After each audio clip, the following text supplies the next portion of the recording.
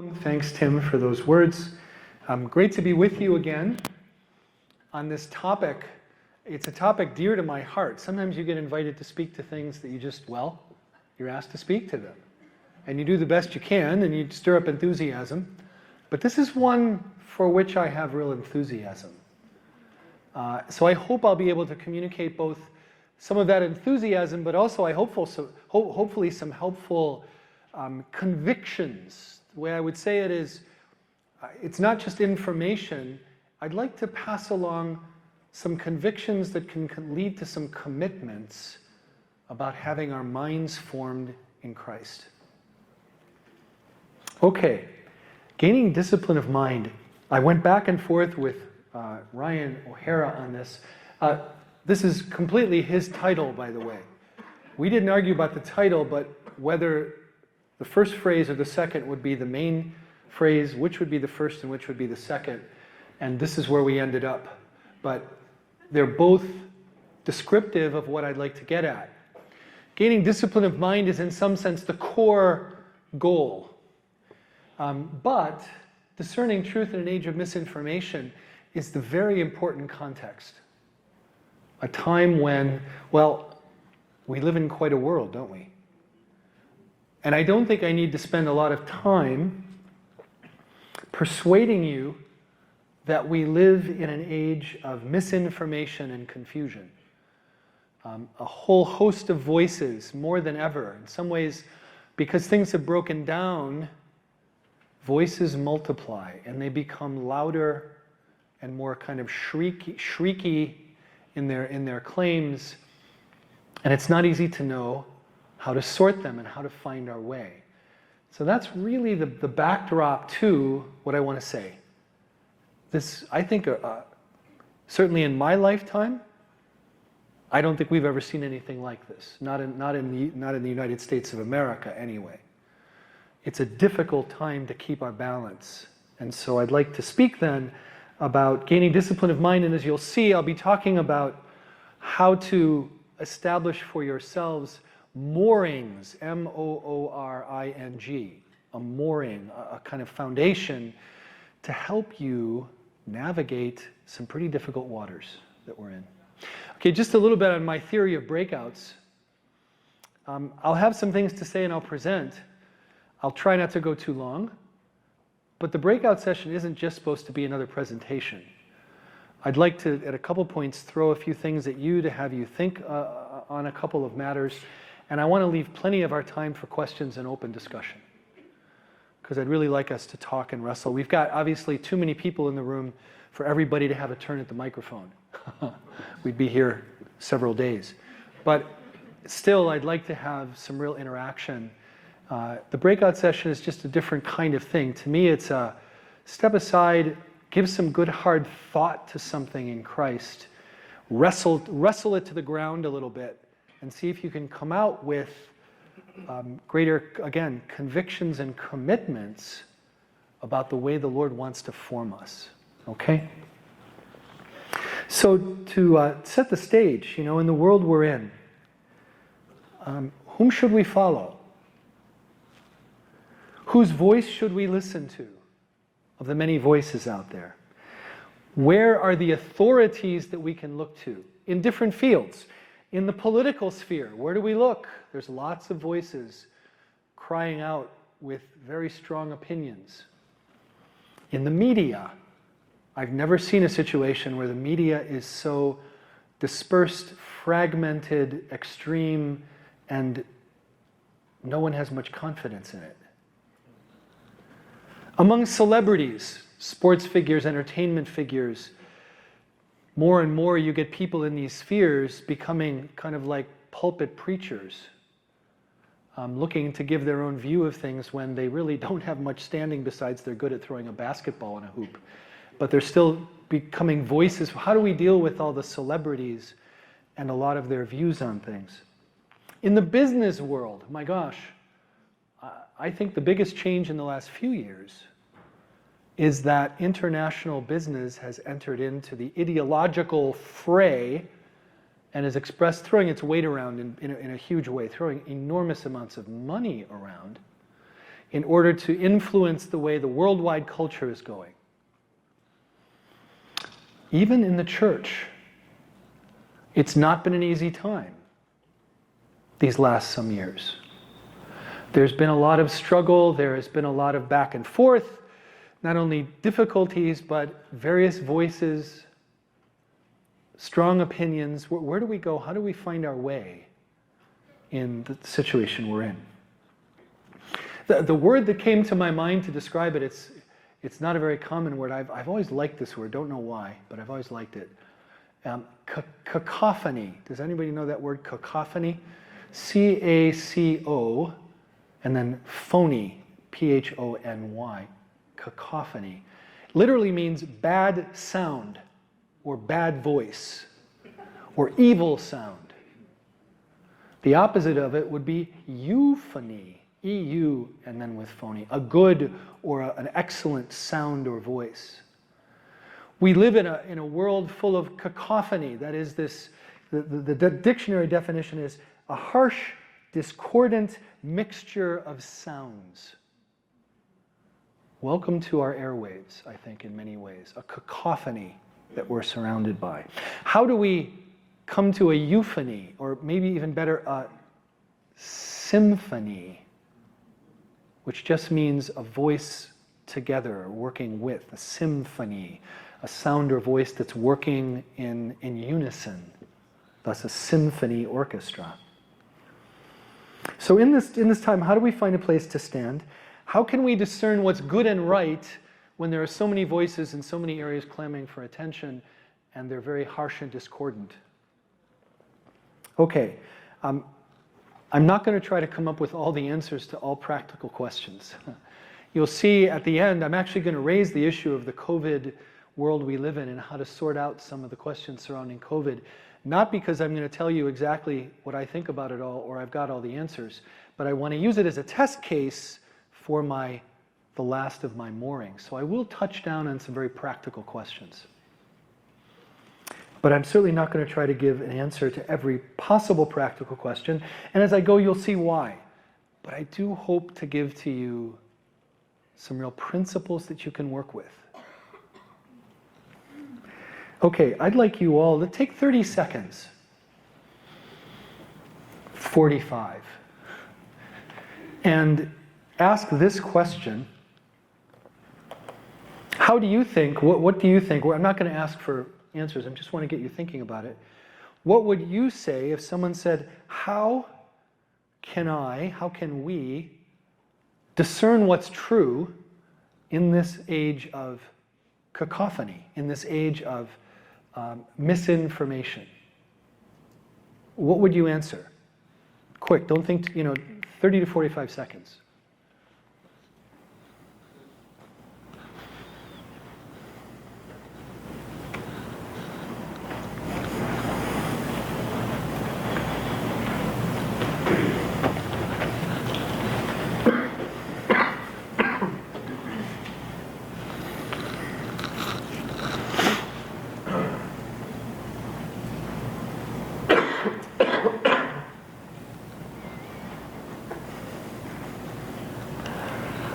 I was in Minnesota a couple of months ago, and we had a session that had a lot of work groups, and one of the suggestions made by I said, what could we do to make this better? He said, if you gave me 30 to 40 seconds to think for a moment before we started doing something, I think I'd be better prepared for the discussion. I thought, that's a good suggestion. We can spare 30 to 45 seconds. So that's partly why, just to get you thinking a little bit, not just in receptive mode, but actually, okay, what do I think about this? Just as a way to get us into the topic. Well, to set the stage, I'm actually going to go back in time and to look at some selections from John Henry Newman.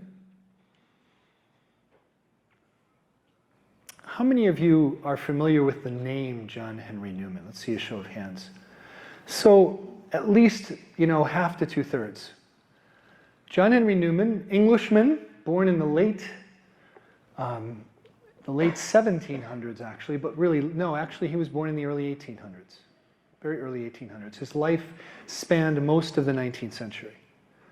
Newman was born an Anglican. He was a member of the Church of England, was involved early on in what was called the Evangelical Revival, but then he was at Oxford and had a group of friends at Oxford, and they began sort of rabble-rousing, you might say, and were the leaders of what's come to be known as the Oxford movement that went from 1833 to 1845.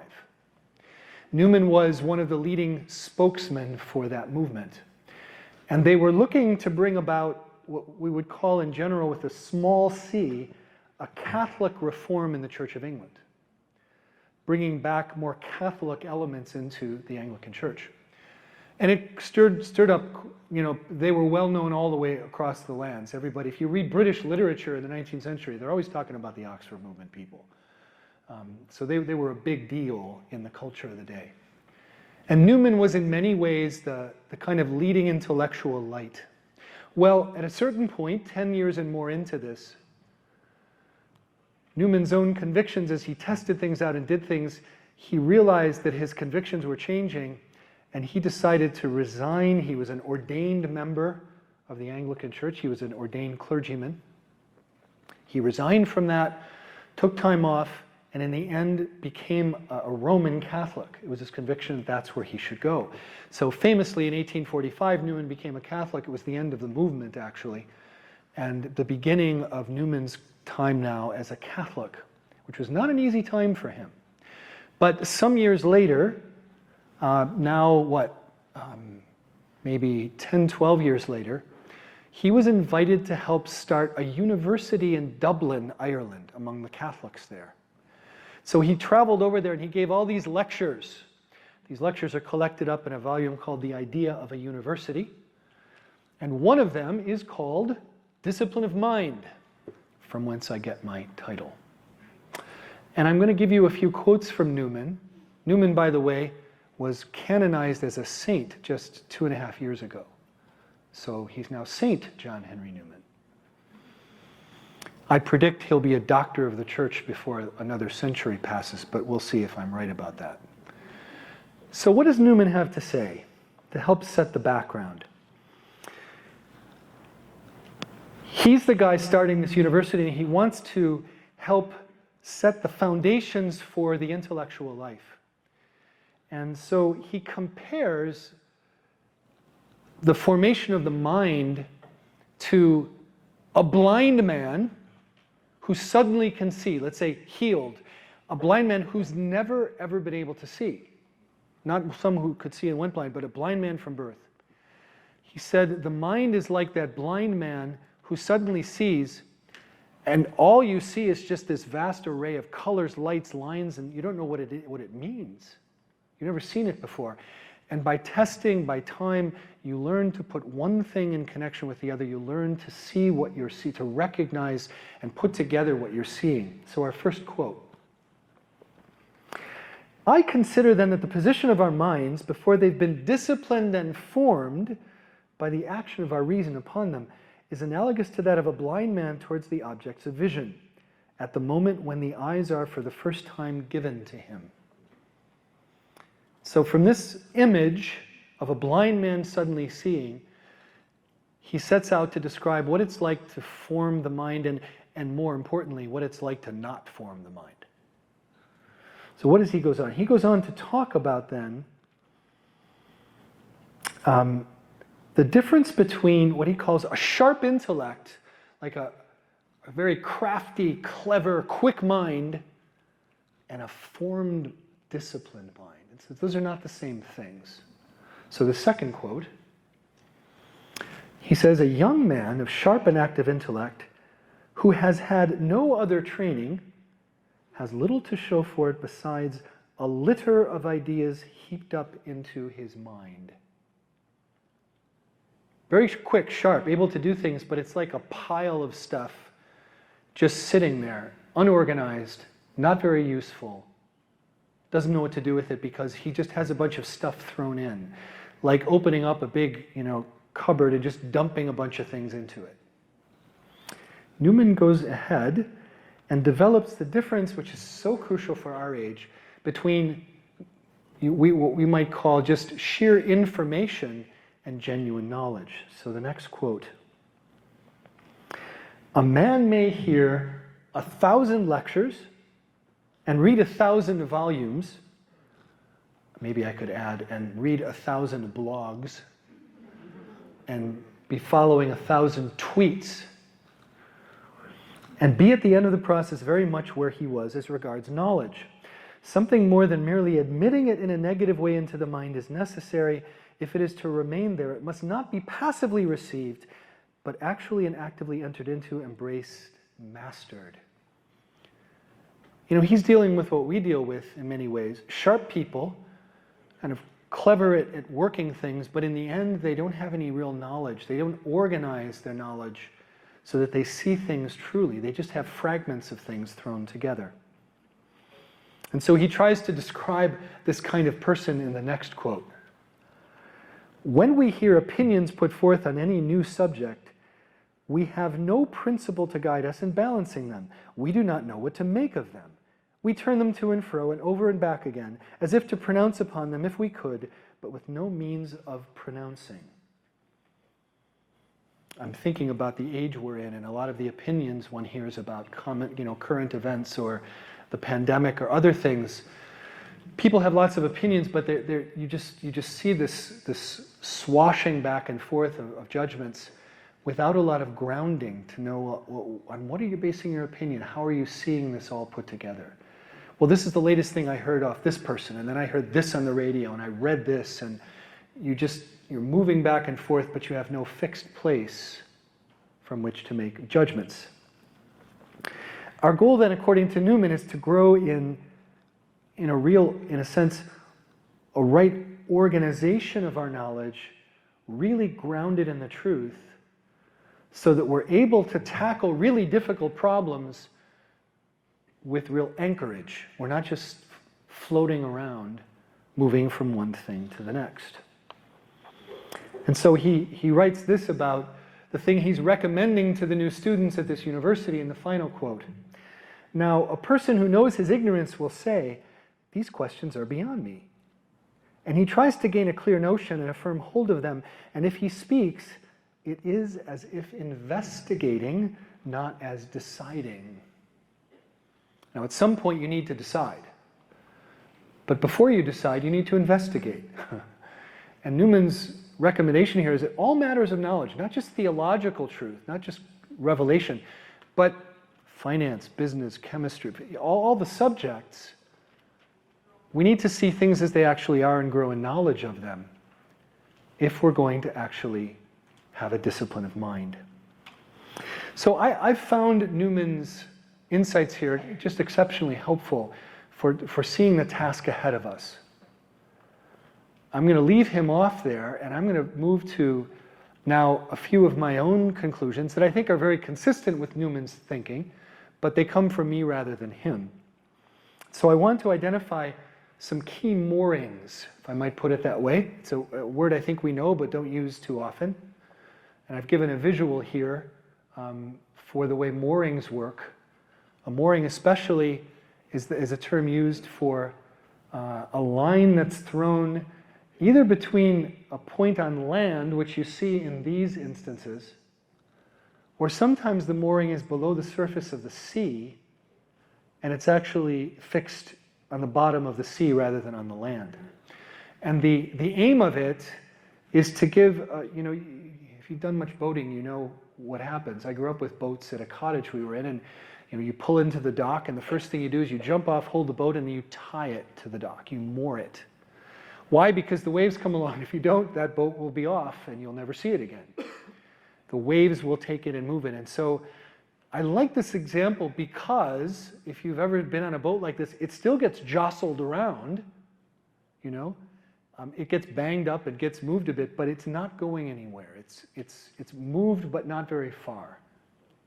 And if you've ever seen one moored to like the bottom of the sea, it even moves even more depending on the wind, but it stays relatively stable. This is what we're looking for, isn't it? I mean, we're going to get jostled by the currents we're in.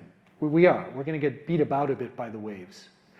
The goal is that we're not thrown wandering around, floating along the most recent sea, but we're actually moored to the right places where we want that boat to be. So I've got 4 moorings that I'd like to offer you. First one is revealed truth soundly held and actively pursued. Revealed truth soundly held and actively pursued. What do I mean here? Well, we as Catholics talk about divine revelation. That's what comes from God. And it's authoritative. It's God's revelation about who we are. It comes in 2 forms. It comes in the sacred scripture, and it comes in the sacred tradition. Together they comprise this deposit of divine revelation. We also call this the apostolic deposit of the scripture and tradition. This is our key mooring, brothers and sisters. This is our fundamental foundation. God and what God has revealed himself. We need to sink our roots into this to get to know it really well. Now, the reason I say soundly held and actively pursued is, well, you can approach it and you can read the scripture and misunderstand it. You could read something from the tradition and just not get it right. We want to hold it well according to the way the church teaches it. So we also want to actively pursue it. Help me here. There's a phrase. In English, the translation is faith-seeking understanding. Has anybody ever heard that phrase? Faith-seeking understanding? 1 or 2? Okay, here's the real prize. Can anybody give me the Latin original of that phrase? Anybody? The first word is right. Fides, seeking understanding. Anybody? Fides querens. Brilliant. Give that man a gold star. Way to go. All right. Excellent. This actually comes from a different phrase from St. Augustine, comes from St. Anselm. What's being said here? We receive by faith divine revelation. We receive it, we take it in, but we don't, like Newman would say, we don't yet understand it. It's like, my gosh, what is this blinding thing that God has made known? And our faith that receives it then seeks to understand what we've received. You will be doing that your whole life. What you're doing here at the Ascend Conference is faith-seeking understanding. You're looking to understand more deeply what God has made known to you. So this is the first mooring. We want to be grounded in revealed truth that is soundly held and actively pursued. Now, one little comment on that. The limitation of the image of a mooring is that it's just there, it's fixed, you get the line, there it is. That's not the way our faith works. What happens with our faith? It's living. It's not just a concrete thing held on by a metal clip.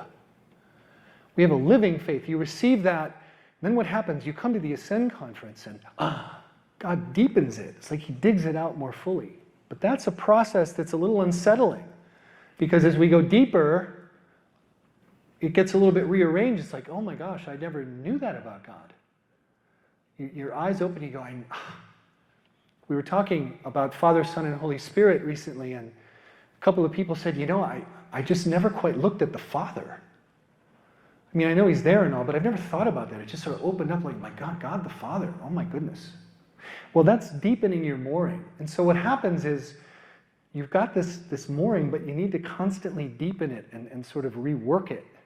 And as you're doing that, there's somebody else active. Who else is active? Let's say in a not so helpful way. Satan. Yeah.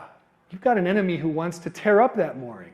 You've got it nicely moored. He wants to rip that, he wants to cut that. He wants to dig that thing up so that you're no longer anchored. So even as you're deepening your understanding of the faith, you're in a battle. This isn't a peaceful little scientific experiment. You're on the high seas, and there's heavy waves, and there's people trying to tear up those moorings. Well, people. There's the evil one trying to tear up those moorings.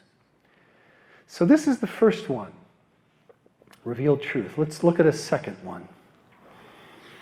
Let me say, sorry, go back one more. I want to just highlight the virtue of humility.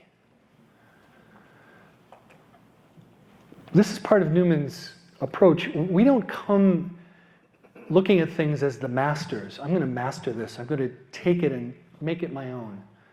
I'm going to drive it and make it do what I want it to do. We come humbly looking to recognize what's true and conform ourselves to the truth that's there. That's true of the world. It's also true of what God reveals about himself.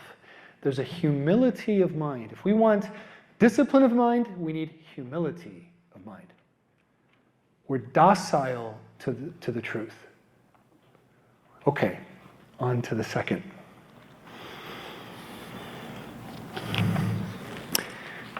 Respect for tradition, especially when formed by the gospel. And by tradition here, I don't mean the sacred tradition of revelation. I mean just like, the tradition that comes before us in the church, in our culture, in our families, the traditions that come before us. What I would recommend is a mentality that says we have a respect for what comes before us, a regard for it, especially when that's formed by the gospel. The more that these traditions, the family traditions formed by the gospel, or in a particular nation or something formed by the gospel, we're especially going to be regarding and respecting of those. Why would I add this one? It means that we look back on those who come before us, first of all, with a kind of readiness to learn, to look and see, an orientation to receive. What's the opposite of this? An attitude that says, we know better. Those people back then didn't know anything. We can disregard those things of the past. We'll make it up new. We just know better. So we're going to throw all that out. Does that sound a little bit like what's going on around us? Maybe just a little? This is hugely taken root in our age. A kind of rejection of the past. And it's very intentional, by the way. It's not accidental. Those who are behind revisionist kinds of approaches to our culture are actively seeking to undermine the very things that have formed our wider culture, including our Christian culture. Now, a couple of comments on this. When we examine traditions like these, even Christian ones, we're going to recognize problems, weaknesses in them, blind spots from the past, inconsistencies of application, and even significant failures. It's not looking back on the past like this sort of glorious thing that was perfect in every way. It's not an uncritical look. It's a respectful look, but also ready to be critical. Now, let me place this against our present situation. We've got a bit of a war between those looking back on our past, national past, and in a way that wants to champion everything we did, and those who want to tear everything up from the roots. Well, I'm not recommending either of those approaches. Tearing up everything from the roots, I think, ends in disaster. You don't build anything, you just tear down. But saying that everything that came before is just wonderful, well, that's not true. And we want a critical eye. We want to be able to adjust, change, recognize failures, and so on. But there's a respect for what came before, not a disregard. Do you see where I'm going with that? It's an attitude of mind. I highly recommend it, because I think if you don't do this, you end up being a kind of destructive force that just rips things up, but almost never builds anything up again. What we want to do is build. We do that by taking previous materials, but we're ready to also say, well, they did great here, but this really wasn't good. We want to do better with that than we did here, in my family, in our country, even in our church. We want to do better with this than we did. So we're looking to improve, but with a regard and respect for what came before.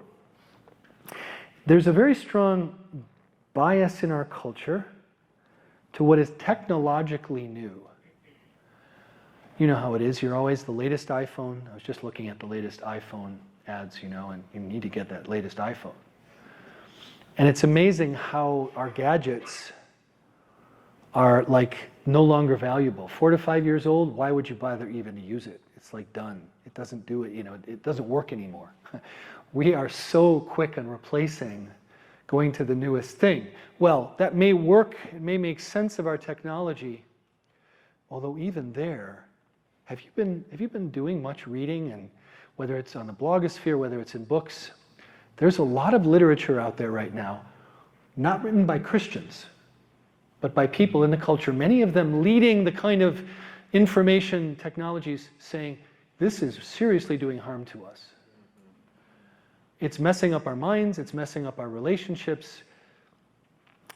There was a presentation, it was called I think it was called the Social Paradox, put on by a bunch of former people from Google and Amazon and Twitter and all these people, saying, this is really harmful. And everybody who's running these things knows it.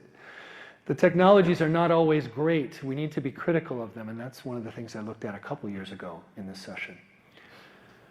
But nonetheless, we can't, even if we get new technologies, we can't approach our culture that way. Cultures don't work that way. We don't scrap it and get a new one in 4 years. This is a really bad idea. So my second recommendation is that we're ready to give a kind of respectful regard, although critical, to things that come before us, and asking, with God's help, how we can build in our day and build up the life of God and His people. So that's my second mooring. Okay, third. Any philosophy majors, people, anybody studying philosophy? 1, 2, 3, 4, 5, good. 6, 7. Hey, better than I thought.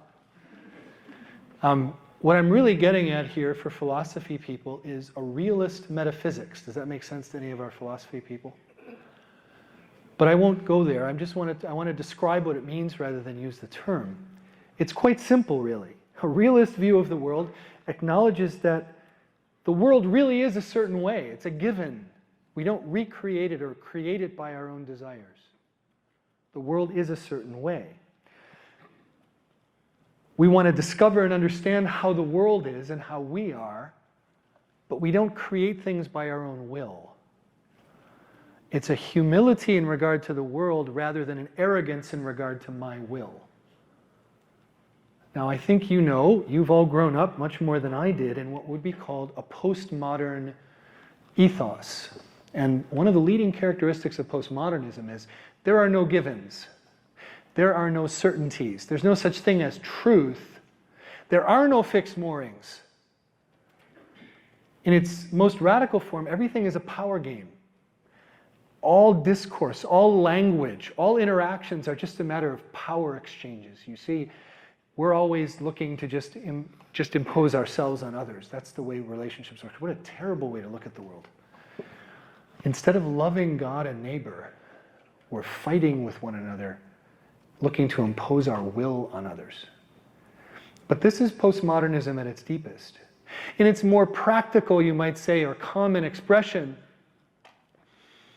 it mainly wants to say, hey, let everybody find their own level. Let's not make anybody do anything. You make up your own game. Of course, that only applies in things that the culture wants to let you do. If it's usually also married then to a very kind of tyrannical approach that says, you will think this way, you will talk this way, you will act this way, or else we will cancel you. So it's not at all consistent, mind you. It's actually hugely inconsistent. It wants to say, hey, there's no real truths that we need to live by, except the truths we think you need to live by, and then we're going to make sure you live by those. Okay. So what I want to recommend here is that we, in fact, reject a postmodern philosophical standpoint that says there is no fixed points. The world's not made by wisdom. It's not a certain way. It's just out there, and we make it up ourselves. I would like to recommend that we reject that because it's not true. It's a great reason to reject it. It's not true. But it's really what's out there running our culture in many ways. And if we want to stand against the tides, we need to say, you know, God made the world in wisdom, as the scripture says.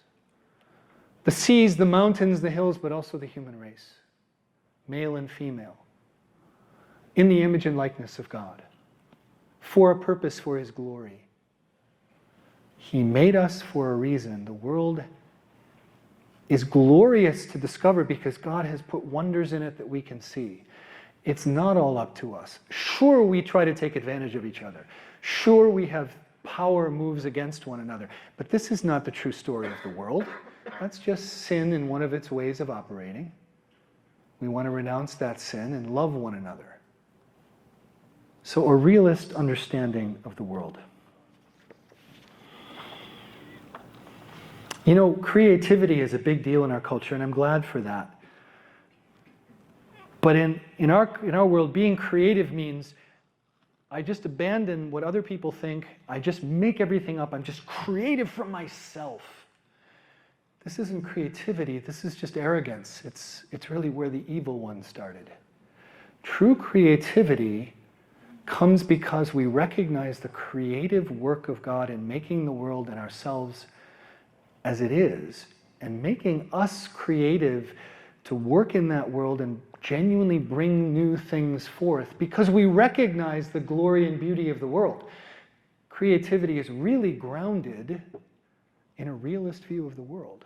That's where we can really get creative and make new things to God's glory. Okay, a final mooring. This is a little bit different than the others. I want to distinguish true truth from complex prudential judgment. What do I mean by that? Well, we know some things are just true. Let's say one of those truths is that the intentional taking of an innocent human life is always wrong. We should never take the life of an innocent human being. That's never justified. Therefore, abortion, which is the intention to take an innocent life, is always wrong. So there are truths that we can live by like that. They're just there. I mean, that's the way it is. But you know, there are other things in the world that I'd say are very complex matters where you can't just apply a principle like that. And I'd like to suggest that our pandemic, the COVID-19 pandemic, is one of those. Have you noticed that there are different opinions out there on COVID-19? Do you think? Do you think? I mean, my gosh. Can you believe the kind of range of opinions? And wow. I remember in the early phases, about 2 or 3 months in, there was a back and forth between two Catholic intellectuals. I happen to know both personally, one very well and one fairly well. And they were arguing in a particular journal about very different approaches to the pandemic from a Catholic point of view. And I read the one and I thought, yeah, wow, that's persuasive. And then I read the other guy and I go, wow, that's persuasive too. What's going on there? Well, it's complex. It's not obvious. You can actually agree on the same principles and foundational truths, come to different judgments because it's a very complex matter. You've got lots of complexities, like what are the true scientific issues? Like, what's the good science? You know, this thing, well, it's just science. It's not just science. You got scientists disagreeing about what's going on. You've got medical practitioners taking very different views on what's going on and how best to handle it.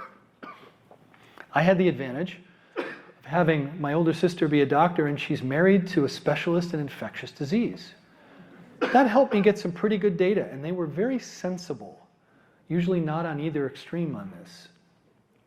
But that's just the science, that's just the medical question. Then you've got the question of, well, how about, like, what should we do regarding church practice and sacraments? And when do you put something in jeopardy and when don't you? These are hard questions. They're hard questions. When do I put my life in jeopardy for a greater good? Or maybe it's not a greater good. What's the greater good? When do I? These are hard questions. So, you know, like all of you, I found myself often at sea being blown about like something on the surface of the waves. Like, what do I think about all this?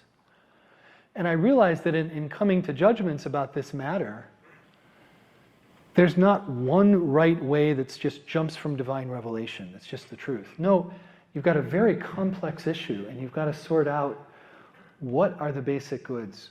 What is the science? What are the moral values here? When do I put my life in some kind of jeopardy? When do I not? What is the wiser way to go? And I've got my opinions. I'm sure you've got yours. You know, of course, mine are probably about right, you know. I changed them enough that can't be possibly be the case. But I genuinely try to think it through, and I'm often able to recognize what I think are wrong turnings. I might not always have the right one, but I'm pretty sure these are not very helpful. So, if we want to handle complex questions, and we've really had a complex one the last couple years, we're finished unless we've got some foundations to work from. Even with those foundations, we've got some hard questions, and you know, we might not fully agree with each other, but we're talking, and I'm listening to you. And I found myself doing this. I'd listen to people from one perspective, and I go, okay, I don't think I'd line up with them, but you know, I'm sympathetic. Okay, I'm getting some of the things they're saying. Then I'd hear this other side. And I go, okay, I'm not sure I'm quite with them either, but you know, I'm hearing something there. There's something there too I need to pay attention to. And it allowed me at least to seek wisdom and to try to find in each case, how should we proceed now based on what we know, and what would be the best way forward? Okay, I put that before us because, boy, do we have a concrete example of this fourth one.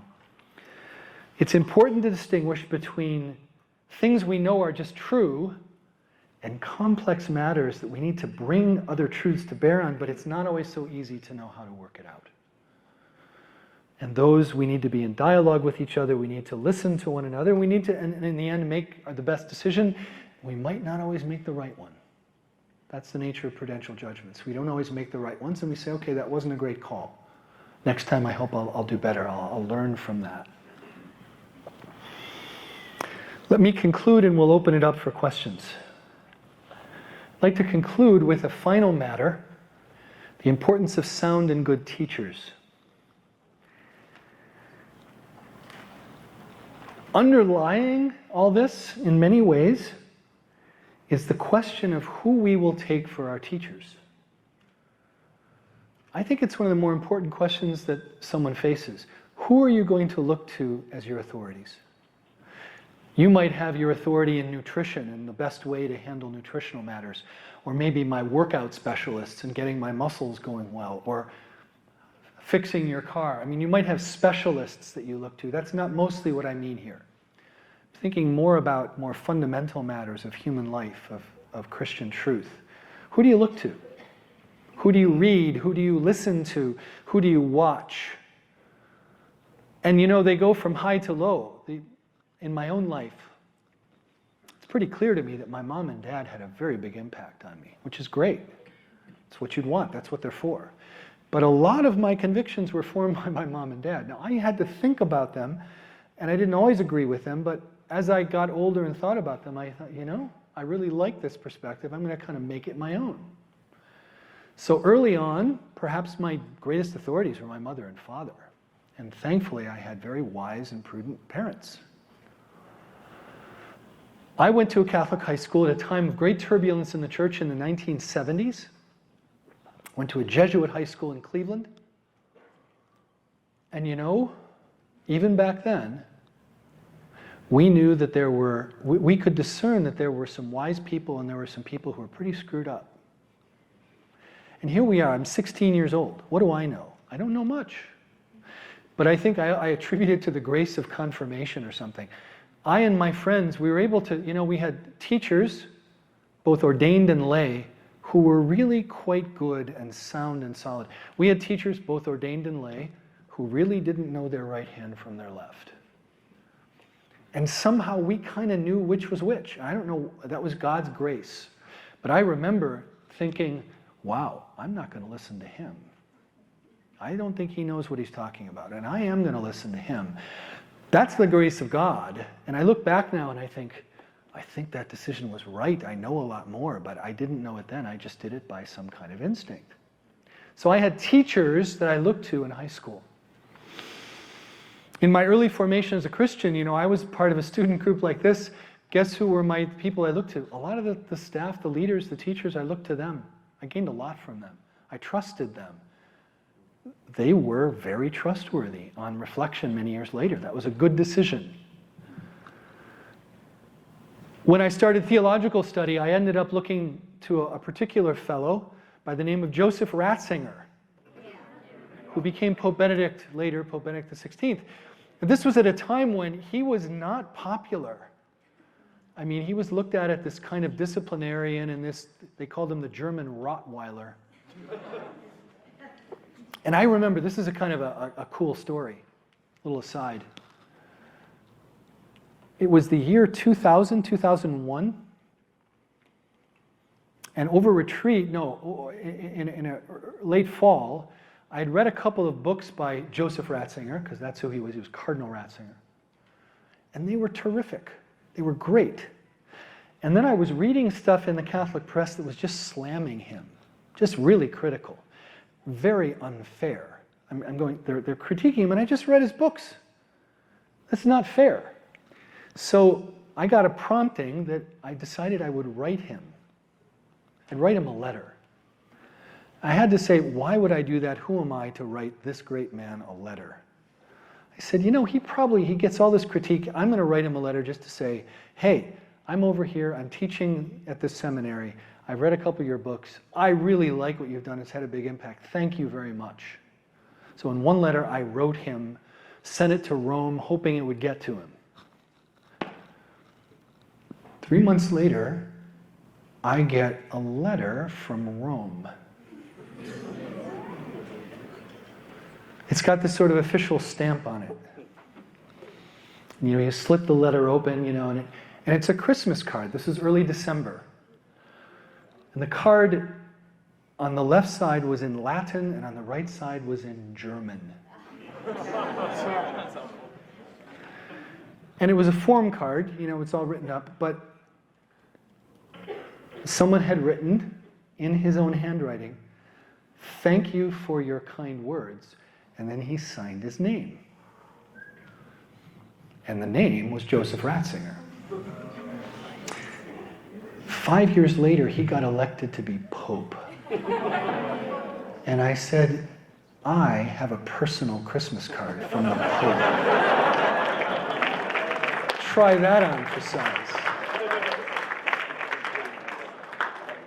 Now, I say that because that's one of those touching stories. At a prompting, I even said, who am I to write a letter to Joseph Ratzinger? He's the kind of well, darn it, he deserves it. I feel like the guy's getting jumped on. And I get this letter, thank you for your kind words and all. That was very touching. But, by the grace of God, I think I picked a good authority there. I picked a good teacher. Those that we take as teachers will say a lot about our heart. Our hearts discern these things. And what I'd like to recommend to you is that you pick your teachers well. Just to say, I think at SPO you've got a really good set of teachers. They're reliable.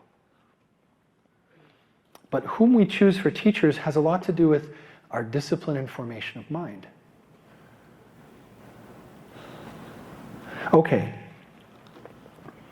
I'm going to stop there and open this up now for questions and comments on anything you'd like to talk about from this. I realize quoting Newman and talking about a realist understanding of the world, I'm aiming a little bit high here, but that's okay. You haven't had a lot of this weekend. You're not going to get a lot of that level, so here I've given you a little.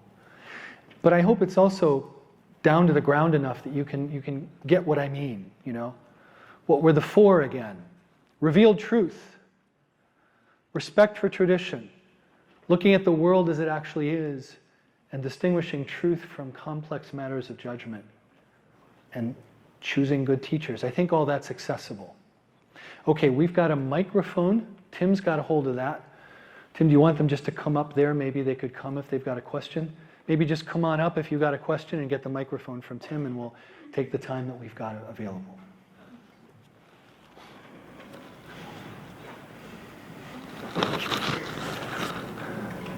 Thank you, Professor Dan, or Dr. Dan. You said about respect for the gospel-oriented tradition in the United States. I'm from China. We really don't have a lot of being like tradition in your sense, but I want to ask about American exceptionalism. There's a lot of, because I study sociology, a lot of religious evangelicals and even old Catholics start to say America be exceptional as the city of the hill. And should we, I mean, from a foreign exchange student perspective, should you respect that? And as an American student, what should you think about that? Excellent question, thank you. The question has to do with you might say, the principle of American exceptionalism, and that means that America has somehow been set aside as a city on the hill, specially kind of blessed by God, founded by Christian principles, and therefore has a special place in the world and ought to be regarded with special, kind of like reverence. Maybe offer kind of 3 connecting comments.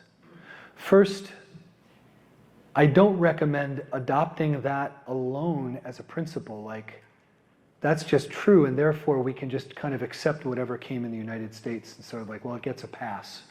Well, because the US was founded on Christian principles, therefore it must all be good. I go, no, we need to subject that to some serious criticism. Not everything's been good, and I think everybody knows that. I mean, the issue of slavery, nobody thinks this is a great idea, actually. And it was a real blot on the American landscape. Second comment I'd make is, I do think that there are elements of American culture, not because it's some specially anointed country, but because it actually did have Christian convictions at its foundation, that it does have some elements that I think are worth building on and preserving. Not because of a doctrine of American exceptionalism, but because of the principle that, well, you know, some things actually were put into place in a better way than elsewhere because people were trying to actually apply the gospel to the way we live our lives. So you can see some good things and still be critical about a doctrine of American exceptionalism, which is often used as an excuse not to give proper critique to our past. Let me also say, I think that as Christians, we can gain real insights and value from non-Christian cultures like China and others like it. It's not like it's an abyss or a wasteland there. It's also a Catholic doctrine, in the Church Fathers especially, that God the Logos, God the Word, as it were, scattered seeds of his wisdom in all cultures of the earth. And that we can see truths in those cultures. It's not just a wasteland. So even looking at Confucianism or looking at Chinese culture, we don't want to baptize it, but we can see valuable things that have connection with good moral values. I think it's not just it's got to be from a Christian culture. My point was, if it did come from a Christian culture, there's a good chance that there's more value there. Maybe not, but probably. But we can still gain value from other cultures and see truth in it, and we want to be able to look to those things as well. Great. If you have questions, you can go ahead and line up over here right now, so feel free to get up and every other question. Okay, I hope this makes sense. I've been trying to say it in my mind, but now I'm going to externalize it. Something I've found really common in different people's lives, like my own and then students I walk with, is this kind of fine line of finding the spectrum balance of being a free thinker and being someone who's just tell me what to do. Tell me what to do and how to think the truth, by just telling me how to act. Yeah. And I want them to be a formed thinker where they don't have to ask how to act. It is a renewed mind where they're able to act. And I just would love your thoughts on that. No, absolutely. The free thinker who just comes up with his or her own thoughts, well, they might be good to some degree, but they're not grounded and they're not reliable. But I think you're exactly right.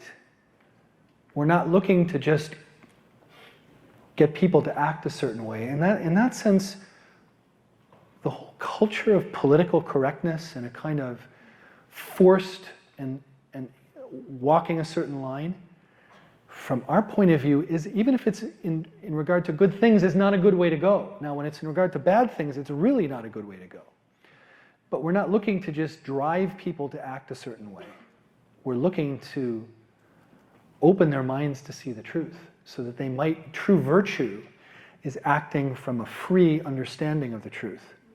But virtue, from a Catholic point of view, is grounded in the way things really are, not just I make them up my own way. So just getting people to act a certain way or browbeating them and punishing them if they don't, this is clearly a violation of a kind of freedom of conscience and a true formation of the sort of sons and daughters we're meant to be. What we want to do is model a way of life by living it, which includes acknowledging when we fail to live that life well, and freely recognizing what the good is that we're seeking and communicating that so that we can each choose the good rather than, in a sense, be forced or compelled to do the good. So thanks for that question. It's a two-part question. My first part was, do you see it getting better in terms of like the noise, either lessening, and there being less crazy rhetoric and crazy opinions out there on the multiple different platforms? Do you think does it have a chance to get better? And the second part, concerning my whole generation, the generation below me, uses technology. What do you recommend in terms of? Yeah. I think it's easier said than just to unplug, So can you give me tips on that? I appreciate the question because it reminds me of part of my presentation I failed to give. Thank you on that. So I'm thinking of your second point. Just give me a word again on your first point. It was on... Oh, is it going to get better? I really don't know. I mean, I don't even know if I'd hazard a guess on that. Do you see it getting better? I just don't know. It's hard to predict. I'm not looking at the horizon, down the way, and I'm seeing lots of bright sun. At the same time, while it can look bad and it might get worse, I think we can always hold out hope that some things can change and that we might turn a corner to a slightly better arrangement. Right now, things are not good. They really are not. And I would say a lot of the opinion-making channels are held by people who want to bring a radical revision of everything. And that's not going to go well. Not the radical revision and not the reaction to it. And so it stirs up a lot of stuff that I'm sympathetic to, but I wouldn't necessarily want to identify with. Is it going to get better? I doubt that it will get much better in the very short term. But I think we could hold out some hope that in a little while, we might turn a corner and be in a slightly better position. My last one, can you get to the last slide, Rachel, that last one up there, all the way at the bottom? I realize that you might want to say, well, all this formation of mind, choosing good teachers, where do we go? Where do we go? And will this be made available? I know it was on the slides. I'm hoping it might be made available to all the conference goers. What I did was I came up with two sources. On the left I've actually got the page here, but you don't have the page up there. I don't think it would be very helpful. It's a one page of about 8 or 9 resources, mostly from people like St. Augustine, G.K. Chesterton, C.S. Lewis, Joseph Pieper, Dietrich von Hildebrandt. These are actual books. Do you remember what books are? There used to be things called books. We're not great readers of books, but I'd like to recommend that if you want to form your mind, reading books, even if you read them electronically, is a way to slow down the kind of quick, peppery information overload by looking slowly and clearly at truth. So I would recommend to your generation, slow your mind down consciously by reading longer, deeper, more boring books, because by doing that, it will actually help form the mind. The second one up there is a website called Prime Matters on the University of Mary website. I happen to know the people that put these together. It's just a whole set of different topics, wisdom for different topics, little like individual snippets. I think there's a lot of wisdom in these. They're very soundly done.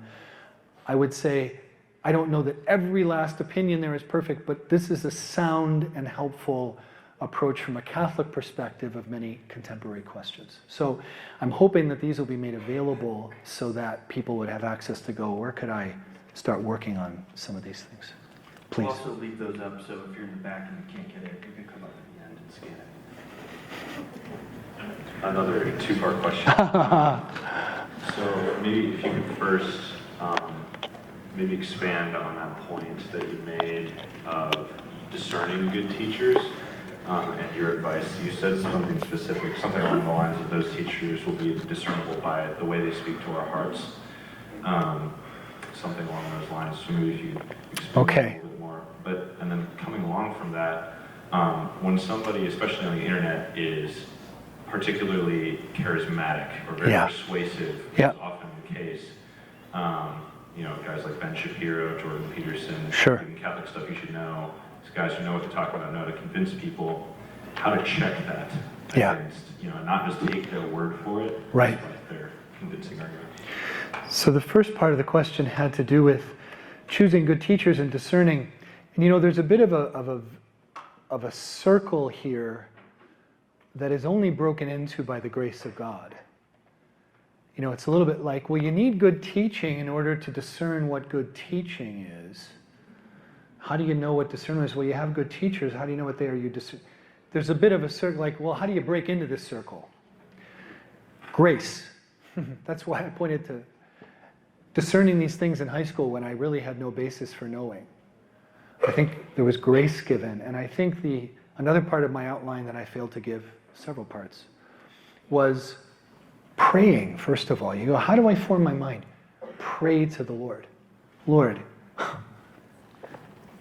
help form this mind. Help me receive good things. Help me choose good food, and then seek that out. So I think the grace is a really important part, grounded in prayer, for how we break into the good cycle of receiving good teaching and then using that to be able to discern good teaching. Do you know what I mean? So the rich get richer here. The more discernment you've got, the better discernment you'll have about other things coming along. What to do about powerful speakers? I would communicate my own approach to people that speak with very powerful rhetoric. I'm always a little nervous and a little cautious, even if I agree with them.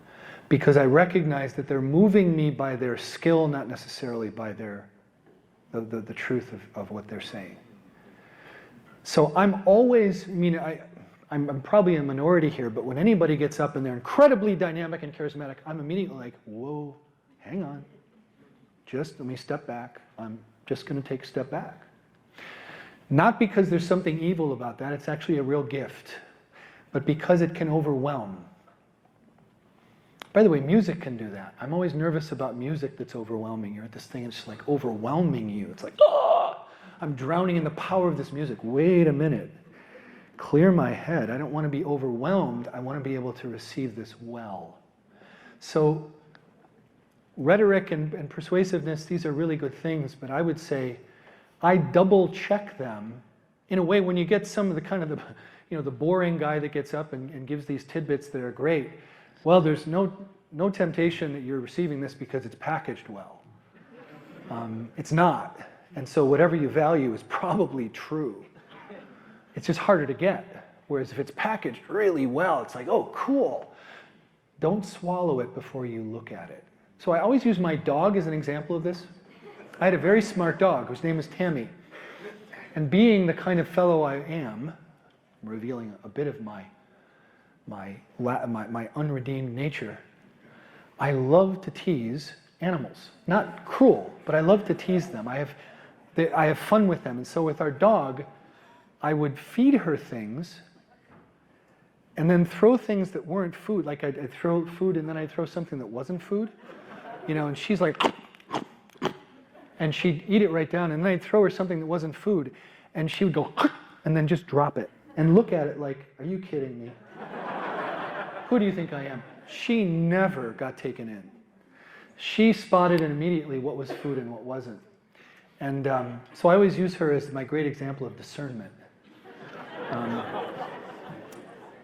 I recommend with powerful speakers, even good ones, a kind of double take, like before you swallow, make sure that what's in your mouth is worth swallowing, and maybe put it on the table and go, what's that? So it's not because there's something wrong with persuasiveness, it's a gift, But I think when it comes to the truth of it, we can get overwhelmed by the medium and take in a message that might not be sound and give it a double check. Thank you. Time for just a couple more questions here. Hi, it's really nice to meet you. You're really cool. Thank you. So earlier you talked about respecting tradition. I wanted to ask, is there ever a circumstance where it's okay or you should reject tradition? And how do you discern that? Absolutely. I mean, I think there are traditions, I'll give one example of a tradition we need to reject, and that was the tradition in these colonies of enslaving a whole race. That really needed to be rejected out of hand. I think there are ways that either we as a nation, or we even as the church at points, have related to groups of people that we look back now and say, this was not a gospel way of relating to this group. We recognize a better way. Not because there's politically correct people talking, but because we see in the gospel, this was not really adequate. We really need to be redeemed here. So absolutely, there are traditions that we want to correct. There are some we want to reject. That's why when I talk about in number 2, the tradition there is like a small t. In the first category, when the church talks about sacred tradition, it's talking about what the apostles gave. We don't want to reject that. That's given by God. So distinguish between the tradition that comes from the apostles, and I'm just talking about traditions in our culture that we want to have a regard for, listen to, value, but at points we need to correct, and even at certain points just reject.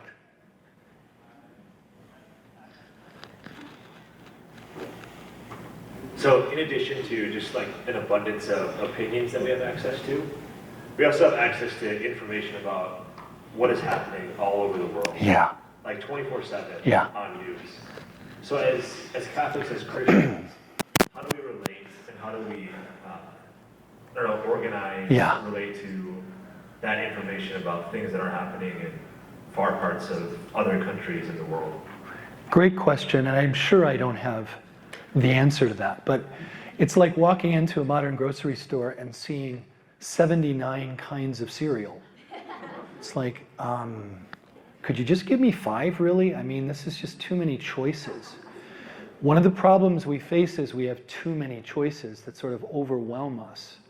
And one of those is that we get not only news around the world, but immediate news around the world. It's like it's happening now. And we face, therefore, an overload of information that those who came before us never had to deal with. I'd only say I think we've got some responsibility in both directions. We can't just put our head down and ignore it all. On the other hand, it's not healthy to just be constantly hearing everything from everywhere, because that doesn't allow us to then be the moral agents of Christ in our lives where we're living. It causes us to live everywhere and nowhere. Do you know what I mean? And so I think each of us needs to find a balance. But I think what it means is we need to exercise personal discipline on media. We need we need to be responsible toward being in touch with the world, not least for prayer, to know how to pray. But we also need to cut back, and I purposely don't watch or listen to a lot of things, because it's just too much and I don't need to know. So I don't think there's any right and wrong there. We're just in a difficult situation. I'm grateful in one sense because I'm able to pray in ways that maybe those in the past couldn't pray, but we're also overwhelmed. So I think we need to exercise discipline, and each is going to have to come up with a good way of sorting that out. I have one more question. Okay. A lot of pressure. What is the balance between religious tolerance and interfaith dialogues and speaking the truth and calling out untruths and falsehoods of the broader culture? Great questions. I distinguish 2 parts of that. One, I would distinguish interfaith conversations and dialogue from something like cultural critique. I think those are 2 slightly different things. One of the things I teach at the seminary is a Catholic understanding of interreligious dialogue. So we look at the church's teaching on this, at least as far as it's come. And what the church recommends, if I could put it in summary, is something like this. We want to be in dialogue with people of other religions. We want to do our best to respect and recognize elements of truth and goodness in those traditions. But even as we do that, we don't set aside the call to make Jesus Christ known in a way fitting to that relationship. You know, we don't have to kind of grab them by the lapel but dialogue with them doesn't mean then that we don't also announce and witness to the gospel. We need to do both, actually. How to do that in every situation, that may be a matter of prudential judgment. But we're really called to enter into discussion and dialogue with other religions, Islam, Judaism, Buddhists, Asian religions. And at the same time, we're always witnessing to Jesus Christ in however we can that's appropriate to the relationship, just like we do with anyone else. I think when it comes to a cultural critique, that it's a little bit different. Principles apply to one level, that we want to respect what we see as good, we want to critique what we see as problematic. But here we're dealing much more at the level of kind of like basic moral life, of what's good and what's evil. So even taking the lead of someone like Pope John Paul II, when he wrote his encyclical in the late 90s about what he called the culture of death. He was pretty explicit about, we're living in a culture of death that really is toxic. He didn't pull any punches there. He's not going at people, he's not condemning people, but he's being very clear on what truth is.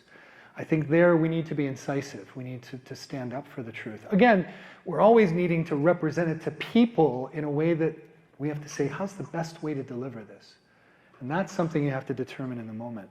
But standing up for the truth, expressing that clearly is something that we're called to do and we're given warrant to do by the church as her sons and daughters. Okay, amen. Great. I hope that was helpful. Great being with you.